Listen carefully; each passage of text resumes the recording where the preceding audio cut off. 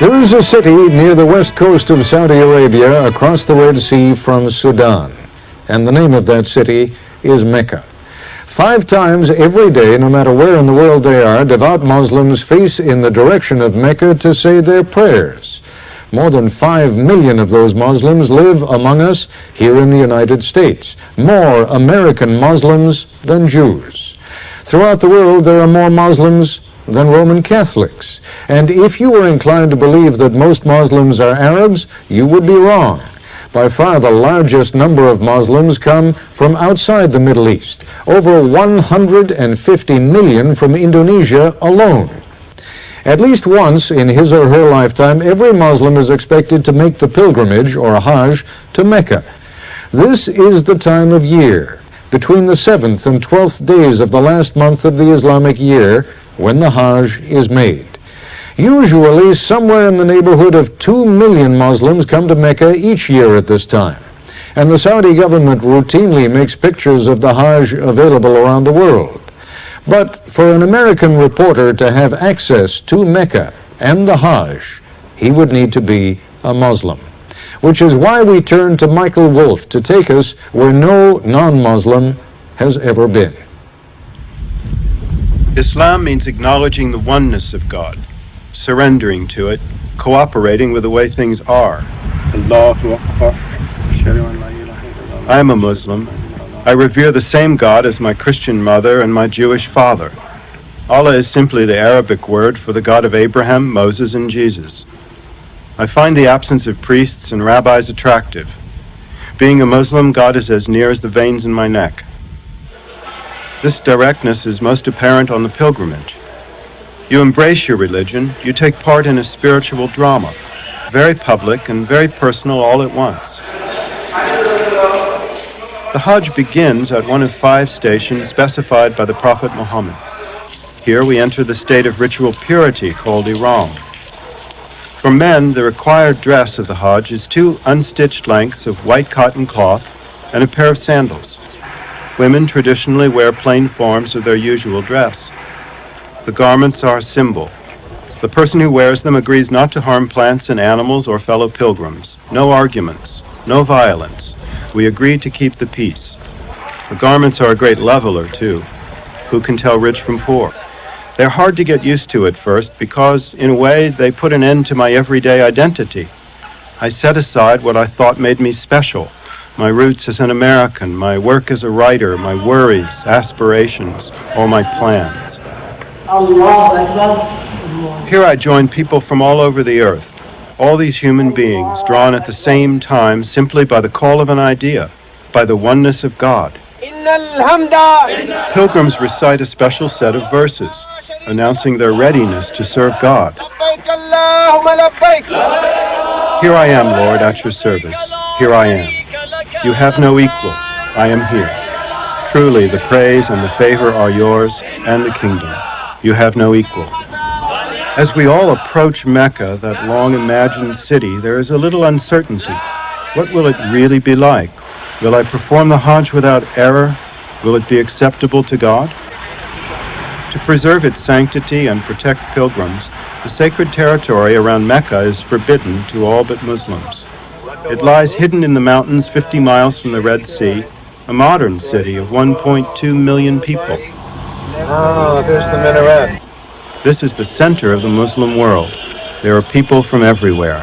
I'm from Nigeria, from Islamabad. From Egypt. Indonesia. Morocco. From Palestine. China. Bangladesh. Japan. And the United States. I meet a group of American servicemen, Muslims, many of them veterans of the Gulf War 6 years ago. Here in Mecca, that conflict seems so distant. Islam showed me that all mankind could be together. So when I see another brother, as soon as I meet these brothers on the way, I love them at first for the sake of Allah.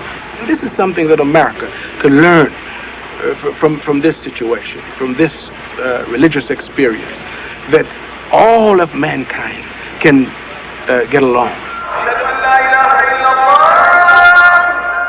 We have left daily life behind and come to a place hardly belonging to this world, a place filled by the almost tangible presence of God. أشهد أن محمد رسول الله.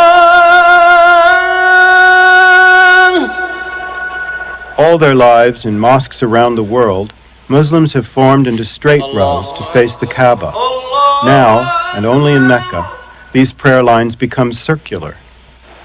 سمع الله لمن حمده. This is the sacred Kaaba, the house of God first built by Abraham. It is the symbol of God's oneness. The verses embroidered in gold are from the Quran. Behold, the first temple ever set up for mankind, rich in blessings, a source of guidance for the world, full of clear messages. And anyone who comes here finds inner peace. I feel like I see all my brothers in rainbow colors, but they are all Muslims. And I'm proud to see them. And I stand shoulder to shoulder with them. In the year 610, on the tallest mountain above Mecca, the Prophet Muhammad received the first verses of the Quran.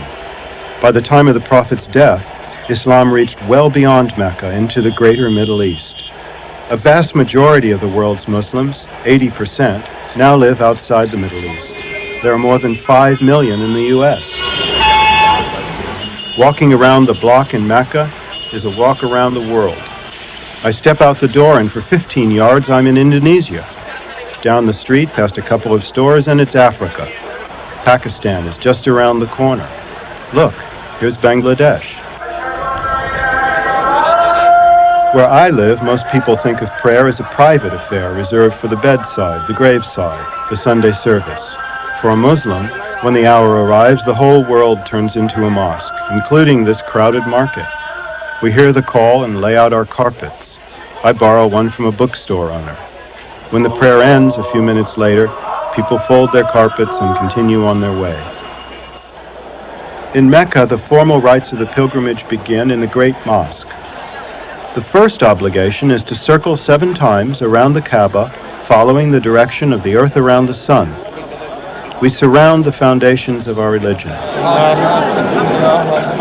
This is a form of prayer, an expression of our desire to put God at the center of our lives. Each circuit begins and ends at the Black Stone, the symbolic cornerstone of Islam, the only remnant of Abraham's original building. After 7 circuits, I go downstairs to drink from the Zamzam well. Without the water from this well, Mecca could never have existed. In the second obligation, we reenact an ancient family drama, the story of a mother and son abandoned in a desert. Here, Hagar ran 7 times back and forth between the hills of Safa and Marwa in a desperate search for water. Finally, the Zamzam well was revealed to her by God.